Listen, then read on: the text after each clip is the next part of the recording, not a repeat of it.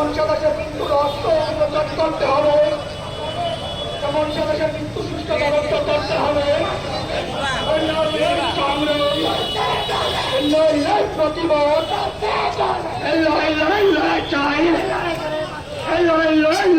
জবাব চাই, জবাব দাও। স্কুল কলেজে ছাত্রী নিরাপত্তাহীন কোন পুলিশ প্রশাসন জবাব চাই, জবাব দাও। মনসা দাসের মৃত্যু সুষ্ঠু তদন্ত করতে হবে, এই মনসা দাসের মৃত্যু সুষ্ঠু তদন্ত করতে হবে। শান্তিনিকেতনে স্কুল কলেজে ছাত্রী নিরাপত্তাহীন স্বরাষ্ট্রমন্ত্রী হাই হয়। এই জিনিস আমাদের দেখতে হবে যে চারটা বিমানে করে ওই এমবিবি বিমানবন্দরের মধ্যে নেশা সামগ্রী ত্রিপুরা রাজ্যের মধ্যে ঢুকছে। এই জিনিস হয়তো আমাদের দেখতে হবে। এখানে কত সভা সংগঠিত করছি, তখন আমাদের ত্রিপুরা রাজ্যের সরকারি স্কুলগুলোতে ব্যাপক হারে শিক্ষকের সংকট, সরকারি স্কুলগুলোতে পড়াশোনা সম্পূর্ণভাবে ভেঙে পড়েছে, লাটে উঠেছে। বেলা দুপুর পর, আড়াইটার পর সরকারি স্কুলগুলোতে আর পড়াশোনা হয় না। বাধ্য হয়ে আমাদের রাজ্যের ছেলে মেয়েদের আজকে অভিভাবকরা ওই প্রাইভেট স্কুলগুলোর দিকে তাদেরকে ভর্তি করাতে বাধ্য হচ্ছেন।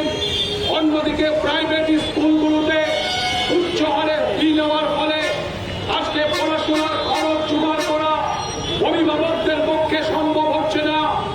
আমরা দেখছি এই সময়ে সরকারি স্কুলগুলোতে হাজার হাজার শূন্যপদ, শিক্ষক নেই, স্কুলগুলোতে শিক্ষক নিয়োগ হচ্ছে না। আমাদের রাজ্য সরকারের বিভিন্ন দপ্তরগুলোতে শূন্যপদ হাজার হাজার। আজ থেকে কয়েক মাস আগে বিধানসভার অধিবেশনের মধ্যে বামফ্রন্টের বিধায়করা প্রশ্ন করেছিল যে এই বিজেপির শাসনে সরকারি দপ্তরগুলোতে শূন্য পদের সংখ্যা কত।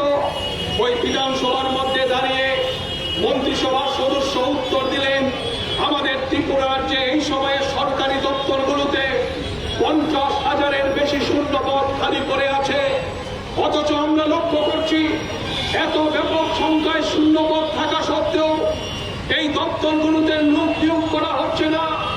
আমাদের ত্রিপুরা রাজ্যের ছেলেমেয়েরা 10th পাস করার পর, উচ্চশিক্ষার ডিগ্রি নেওয়ার পর আজকে চাকরির জন্য অন্য হয়ে ঘুরছেন। কখনো মুখ্যমন্ত্রীর বাড়ির দরজায়, কখনো মন্ত্রিসভার অন্যান্য সদস্যদের বাড়ির সামনে গিয়ে প্রতিদিন ধর্ণা দিতে হচ্ছে। মুখ্যমন্ত্রী তাদের সাথে দেখা করছেন না, মন্ত্রিসভার সদস্যরা তাদের সাথে দেখা করছেন না। এমনকি তাদের নিয়োগ করবার জন্য সরকারের যে ধরনের উদ্যোগ নেওয়ার কথা, সেই উদ্যোগ পর্যন্ত তাদের দিক থেকে চোখে পড়ছে না।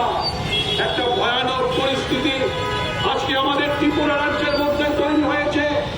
আজকে আমাদের ত্রিপুরা রাজ্যের প্রায় কয়েক লক্ষ ছেলে মেয়ে আমাদের রাজ্যে তাদের কর্মসংস্থানের সুযোগ হচ্ছে না বলে এই ত্রিপুরা রাজ্য ছেড়ে বাইরের রাজ্যে তারা চলে যেতে বাধ্য হচ্ছেন। আবার কখনো কখনো আমরা দেখি এক হৃদয় বিদারক ঘটনা, বাইরের রাজ্যগুলোতে গিয়ে কর্মসংস্থানের জন্য গিয়ে আজকে কখনো কখনো তাদের লাশ হয়ে ফিরে আসতে হচ্ছে। চাকরির কোনো নিশ্চয়তা নেই, বাইরের রাজ্যে কর্মসংস্থানের কোনো নিশ্চয়তা নেই।